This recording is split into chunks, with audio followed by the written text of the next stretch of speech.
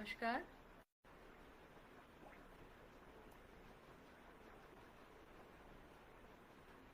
कृपया जुड़ जाएं।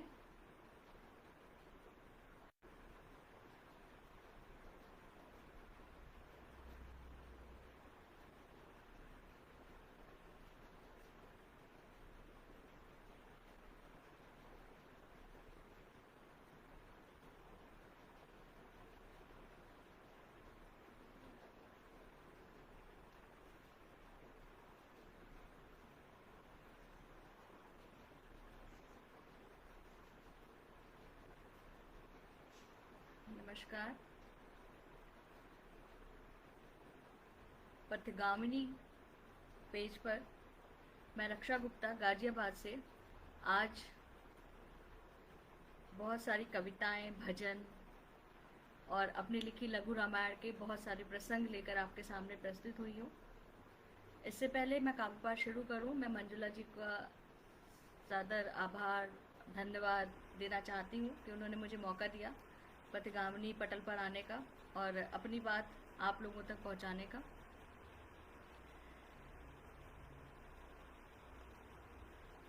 मेरी आवाज़ आ रही है?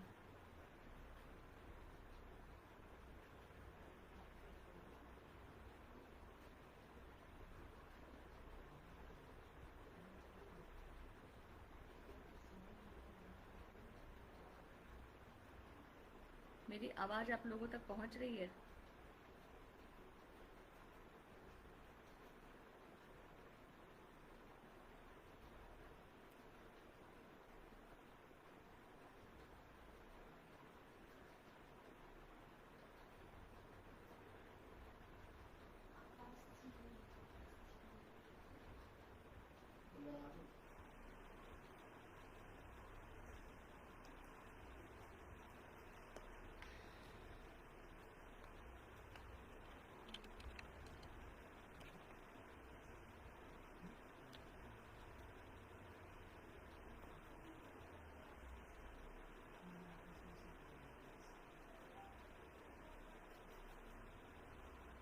अब शायद आवाज़ क्लियर होगी।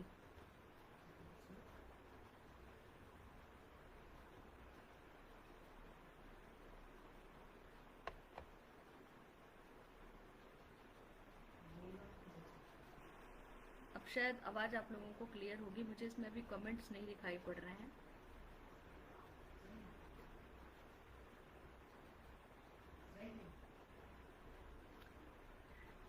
पटल पर जितने भी श्रोतागण हैं उन सभी का मैं बहुत स्वागत करती हूँ और मंजुला जी का हार्दिक धन्यवाद और आभार व्यक्त करती हूँ कि उन्होंने मुझे मौका दिया और मैं अपना काव्य पाठ आरंभ करती हूँ। तो जैसा कि हम सभी लोग जानते हैं कि सावन का पवित्र महीना चल रहा है और आज तो तीज भी है। तो सबसे पहले तो सावन के महीने की सबको शुभकामनाएं और तीज की बहुत बहुत शुभकामनाएं। सावन का महीना जैसा कि सभी लोग जानते हैं कि शिव भगवान का महीना कहा जाता है, शास्त्रों में भी वर्णन है। बहुत पवित्र महीना है और इस महीने में सभी भक्तगण शिव भगवान की पूजा करते हैं। तो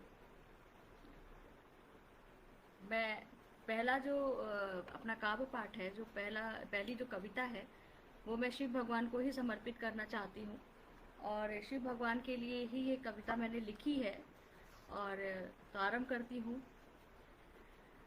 चंद्रमा सोहे ललाट, चंद्रमा सोहे ललाट, कंठ लिपटे सर पे हार, त्रिशूल संग बाजे डमरू, गंग जटा धारती। चंद्रमा सोहे ललाट, कंठ लिपटे सर पे हार, त्रिशूल संग बाजे डमरू, गंग जटा धारती। कैलाश पर करे निवास, कैलाश पर करे निवास, नंदी हैं द्वारपाल, भभूत सोहे श्रृंगार, गौरा संग में विराजती। लीन रहे तप में जो, लीन रहे तप में जो, जग के हैं पालनहार, दोनों हाथ जोड़े कर उतारो उनकी आरती। नीलकंठ महादेव कहो, नीलकंठ महादेव कहो, गंगाधर लो पुकार, त्रिनेत्र शंभुनाथ हैं, त्रिलोचन भी पुकारती। त्रिनेत्र शंभुनाथ हैं, त्रिलोचन भी पुकारती। भगवान शंकर जी के आशीर्वाद से मैं अपना काव्य पाठ यहाँ से शुरू करती हूँ। और मैं आपको बताना चाहती हूँ कि मेरी जो पुस्तकें हैं और जो मैंने लिखा हुआ है अभी तक, कविताएं या रचनाएं, वो उसमें आम आदमी की ज़िंदगी की बहुत झलक दिखती है। जो हमारे आसपास होता है, जो हम सुनते हैं, जो हम देखते हैं, उनकी झलक मेरी कविताओं में साफ साफ दिखाई पड़ती है। और मेरी कविताएं पढ़कर या सुनकर ऐसा लगता है कि जैसा वो हमारे साथ में हो रहा है, ऐसा मेरे कई श्रोताओं और कई पाठकों का कहना है। तो मैं अपनी पहली कविता, जैसा कि मैंने पहले कहा कि आज तीज का त्यौहार है, तो तीज के त्यौहार की शुभकामनाएं देना चाहती हूँ। और मेरी कविता है तीज पर ही। रिमझिम रिमझिम आई बरखा बहार, रिमझिम रिमझिम आई बरखा बहार, सावन माह और तीज का त्यौहार। सजे हाथ मेहंदी, सजे हाथ मेहंदी, गाएं गीत मल्हार।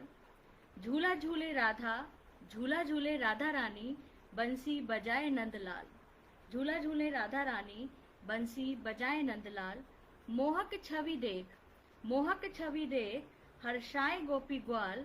धन्य हुई धरती, धन्य हुई धरती, पावन वृंदावन धाम।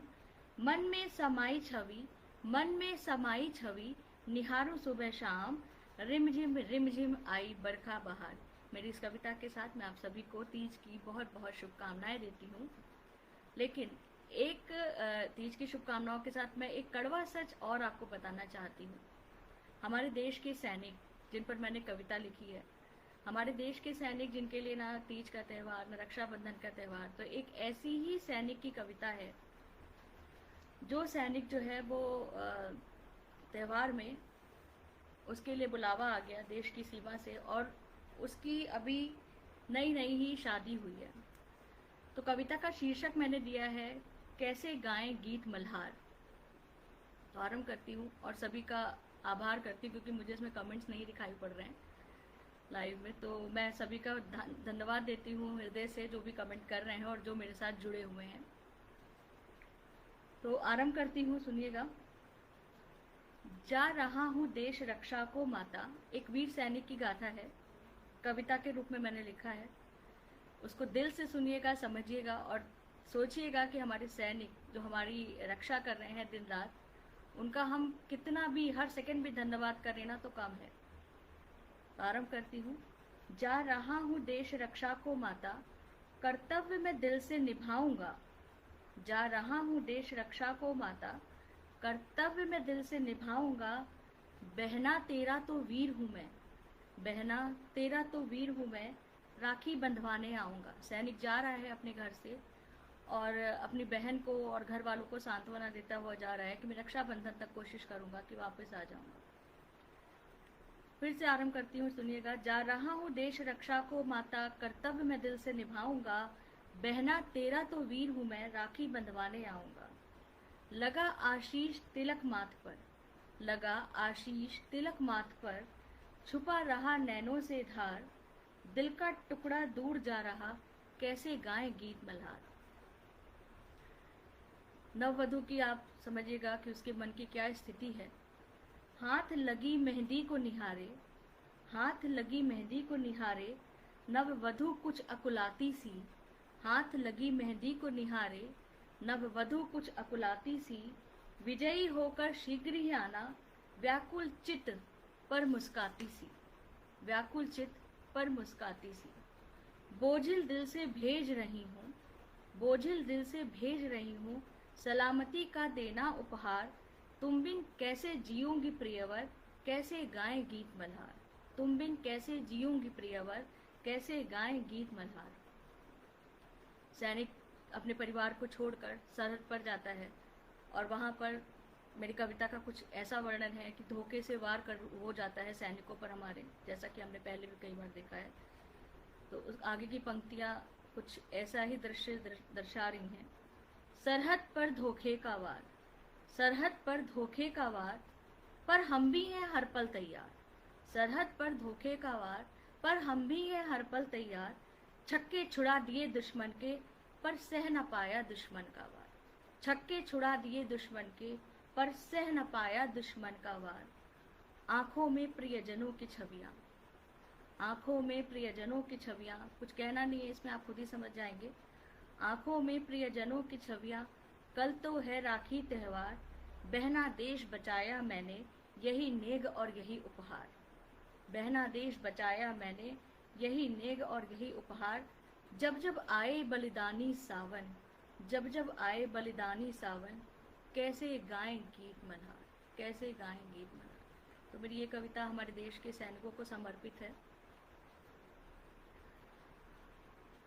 और आगे बढ़ने से पहले मैं सभी श्रोतागणों का और जो लोग मुझसे जुड़े हुए हैं उन सभी का अभिनंदन करना चाहती हूँ और उन सभी का हार्दिक धन्यवाद और हार्दिक आभार व्यक्त करना चाहती हूँ। मेरा उत्साहवर्धन करते रहें और इसी तरीके से मुझे सुनते रहें। मेरी अगली कविता, जैसा आजकल हम सभी देखते हैं कि बहुत सारी परेशानियां हैं हमारे आसपास और बहुत सारी दिक्कतें, हम पहले भी काफ़ी दिनों से कोरोना का जो काल चल रहा था और अभी भी पूरी तरीके से ख़त्म नहीं हुआ है, उसमें बहुत सारी दिक्कतों से हम गुजरते रहे हैं और बहुत सारी उलझनें हमारे आसपास में। पर मेरी ये कविता आपको एक संदेश देना चाहती है कि उलझनें तो हैं, लेकिन हमें मुस्कुराते, हमें हंसते रहना चाहिए और हमें अपना काम मन लगाकर हमेशा करता रहना चाहिए। तो मेरी अगली कविता है, आरंभ करती हूँ मैं, सुनिएगा। मन में न धरकर बोझ, मन में न धरकर बोझ, कहती हूँ मैं हर रोज। मन में न धरकर बोझ, कहती हूँ मैं हर रोज। उलझने तो हैं बहुत मगर, उलझने तो हैं बहुत मगर, मुस्कुराना नहीं भूलती हूँ। मन में न धरकर बोझ, कहती हूँ मैं हर रोज। उलझने तो हैं बहुत मगर, मुस्कुराना नहीं भूलती हूँ। सुख दुख क्षणिक मात्र हैं, सुख दुख क्षणिक मात्र हैं, हम सब यहाँ बस एक पात्र हैं। सुख दुख क्षणिक मात्र हैं, हम सब बस यहाँ एक पात्र हैं। है अजर अमर जीवात्मा जो उस सत्य को नहीं भूलती हूँ, है अजर अमर जीवात्मा जो उस सत्य को नहीं भूलती हूँ। भूत भविष्य का धुरी चक्र तो, भूत भविष्य का, भूत मतलब भूतकाल, भविष्य मतलब भविष्यकाल, भूत भविष्य का धुरी चक्र तो निरंतर ही फिरे इधर उधर। भूत भविष्य का धुरी चक्र तो निरंतर ही फिरे इधर उधर, पर इसकी रफ्तार में, पर इसकी रफ्तार में कभी वर्तमान को मैं नहीं भूलती हूँ, कभी वर्तमान को मैं नहीं भूलती हूँ। बहुत बहुत धन्यवाद। मैं आवाज़, मंजुला जी, मैं आवाज़ तेज करने की कोशिश कर रही हूँ, वॉल्यूम भी पूरा है, कोशिश करती हूँ कि और तेज पढूं।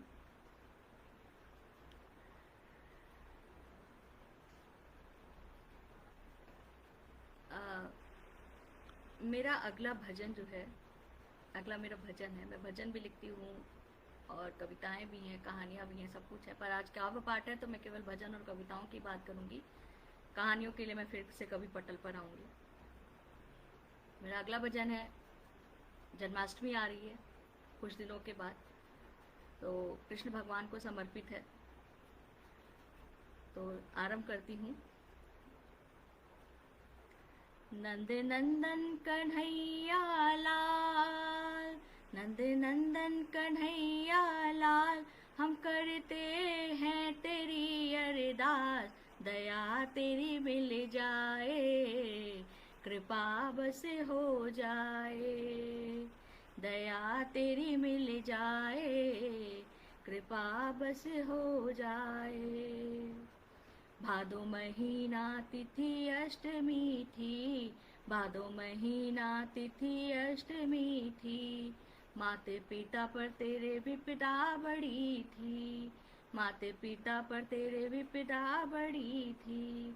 हुआ अर्धरात्रि चमत्कार और प्रगटे नारायण अवतार, दया तेरी मिल जाए, कृपा बस हो जाए, दया तेरी मिल जाए, कृपा बस हो जाए।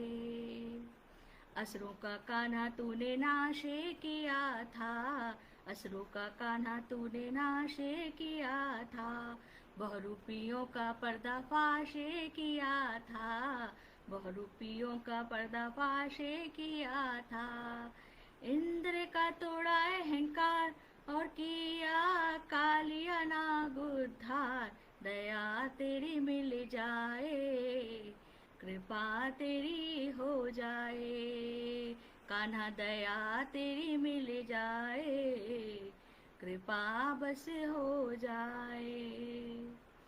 मोहन तेरी बंसी, मोहन तेरी बंसी मृदु मृदु बाजे, मोहन तेरी बंसी मृदु मृदु बाजे, राधा संग प्रेम छवि अति साजे, राधा संग प्रेम छवि अति साजे। तेरी राह निहारूं चारों याम, तेरी राह निहारूं चारों याम, करो अब मेरी भी नैया पार, दया तेरी मिल जाए, कृपा बस हो जाए, दया तेरी मिल जाए, कृपा बस हो जाए। नंद नंदन कन्हैया लाल, हम करते हैं तेरी अरदास, दया तेरी मिल जाए, कृपा बस हो जाए। राधे राधे। भजन कुछ इसी तरीके से खत्म होते हैं। तो अब मैं अपनी पुस्तक जीवन पथिक की कुछ और कविताएं आपके सामने प्रस्तुत करूंगी। और एक कविता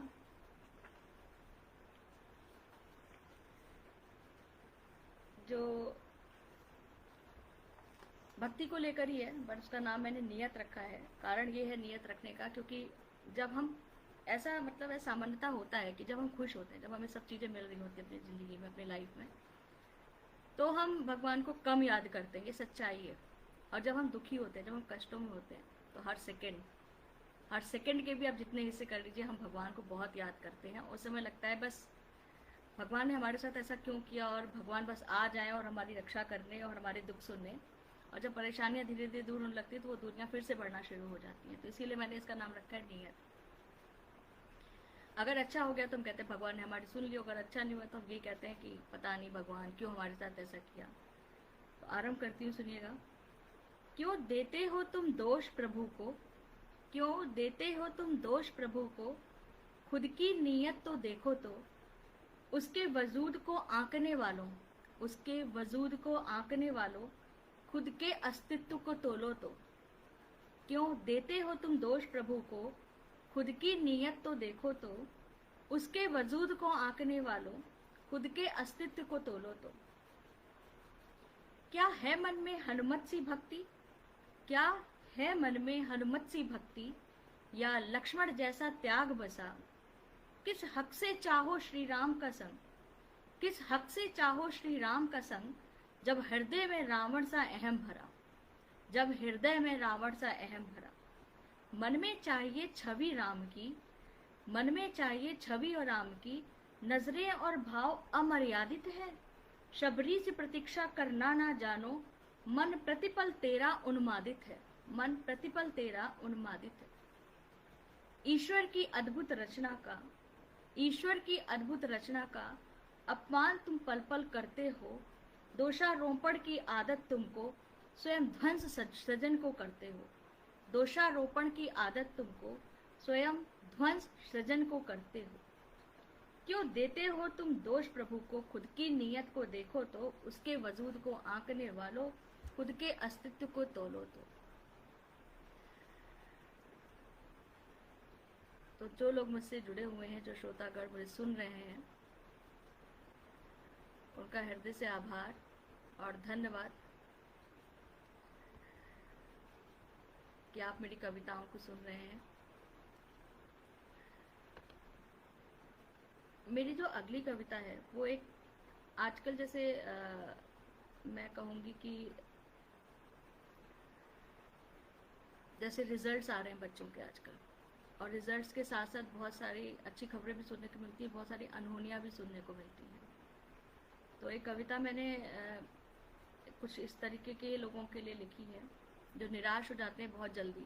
तो आप कविता सुनिएगा, आप मेरे भाव सुनिएगा और आप खुद ही समझ जाएंगे कि मैं क्या कहना चाहती हूँ। निराशा नहीं, कविता आरंभ कर रही हूँ। निराशा नहीं, हर मन में आशा के दीप जलाने आई हूँ। अंतर मन में जो सुप्त पड़े उन मनोभावों को जगाने आई हूँ। निराशा नहीं, हर मन में आशा के दीप जलाने आई हूँ। अंतर मन में जो सुप्त पड़े उन मनोभावों को जगाने आई हूँ। पहचान तुम्हारी तुमसे ही, पहचान तुम्हारी तुमसे ही, उसको तो जरा पहचानो तुम। पहचान तुम्हारी तुमसे ही, उसको तो जरा पहचानो तुम। जो हुनर दिया ऊपर वाले ने, उसकी दक्षता को जानो तुम। जो हुनर दिया ऊपर वाले ने, अपनी दक्षता को जानो तुम। कुशल और कौशल की राह, कुशल और कौशल की राह मैं आज दिखाने आई हूँ। अंतर मन में जो सुप्त पड़े उन मनोभावों को जगाने आई हूँ। अंतर मन में जो सुप्त पड़े उन मनोभावों को जगाने आई हूँ। आए गर बाधाएं जीवन में, आए गर बाधाएं जीवन में, तो लड़ना भी उनसे सीखो तुम। आए गर बाधाएं जीवन में, तो लड़ना भी उनसे सीखो तुम। छूना है आकाश अगर, छूना है आकाश अगर, तो कांटों पर भी चलना सीखो तुम। गिरकर ही चलना सीखा सबने, गिरकर ही चलना सीखा सबने। बस यही बताने आई हूँ। अंतर मन में जो सुप्त पड़े उन मनोभावों को जगाने आई हूँ। जिस माँ ने जन्म दिया तुमको, जिस माँ ने जन्म दिया तुमको, उसको सदा नमन करना। जिस माँ ने जन्म दिया तुमको, उसको सदा नमन करना। पिता का सर बस अपने कर्मों से गर्वित और ऊंचा रखना। पिता का सर बस अपने कर्मों से गर्वित और ऊंचा रखना। गुरु के आदेशों में ही हित है, गुरु के आदेशों में ही हित है। आज यही समझाने आई हूँ। अंतर मन में जो सुप्त पड़े उन मनोभावों को जगाने आई हैं। अंतर मन में जो सुप्त पड़े उन मनोभावों को जगाने आई हूँ। माना कि किसी मोड़ पर कभी सुख तो कभी दुख आएंगे, माना कि किसी मोड़ पर कभी सुख तो कभी दुख पाओगे, पर आज करो वादा तुम स्वयं से कि कभी नहीं घबराओगे। ईश्वर की सबसे सुंदर कृति हो तुम, ये एहसास दिलाने आई हूँ। अंतर मन में जो सुप्त पड़े उन मनोभावों को जगाने आई हूँ। कभी लगे तुम्हें कि हार हुई, तो उससे मत कभी घबराना तुम। जीत की पहली सीढ़ी है ये, इस बात को कभी ना भुलाना तुम। हर सपने को हकीकत में बदलोगे, यह विश्वास दिलाने आई हूँ। अंतर मन में जो सुप्त पड़े उन मनोभावों को जगाने आई हूँ। अंतर मन में जो सुप्त पड़े उन मनोभावों को जगाने आई हूँ।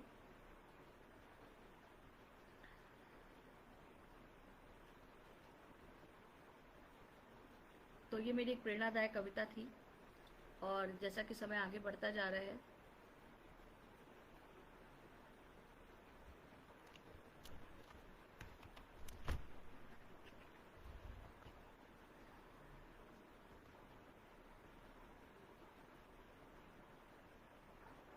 तो मैंने एक पुस्तक लिखी है लघु रामायण, अभी कुछ दिन पहले, लघु रामायण।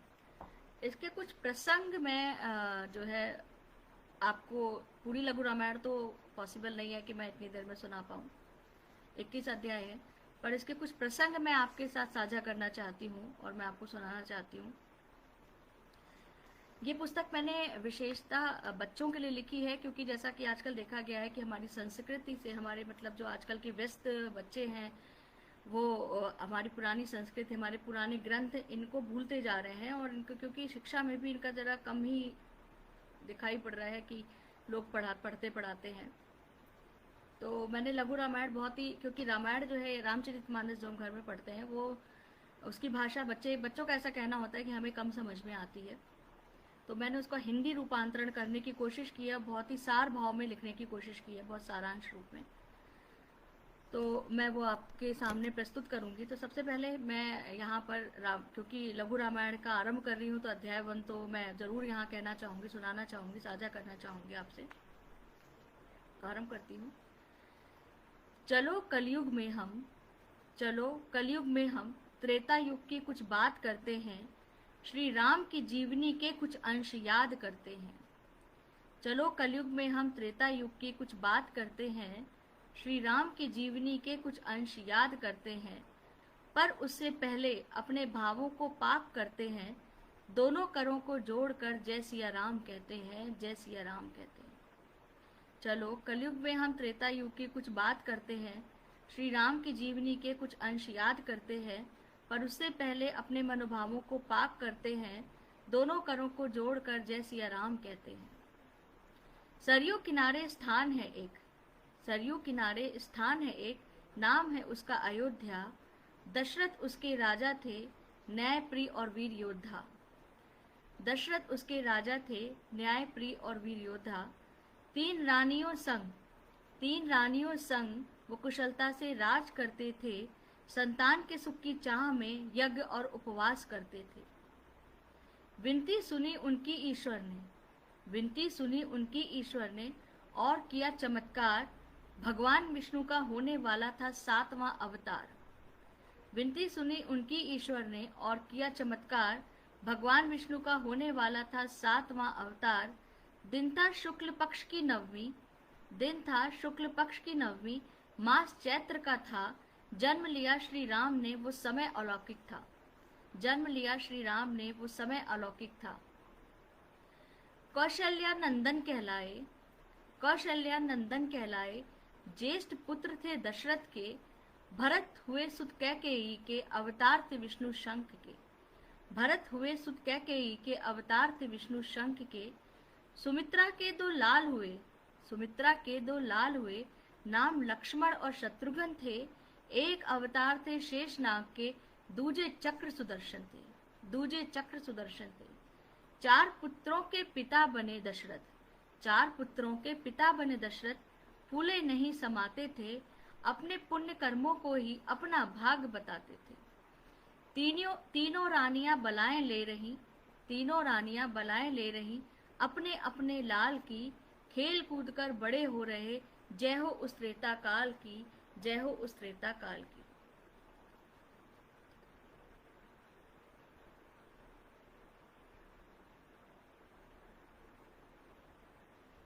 तो ये अध्याय पहला अध्याय था लघु रामायण की पुस्तक का। इसमें मैंने आपको पहले ही बताया कि बच्चों के लिए लिखी। ऐसा कमेंट्स आ रहे हैं कि मेरी आवाज़ धीमी आ रही। मैं एक बार ये हटा कर देखती हूँ, फिर आप बताइएगा कि आवाज़ आ रही नहीं आ रही।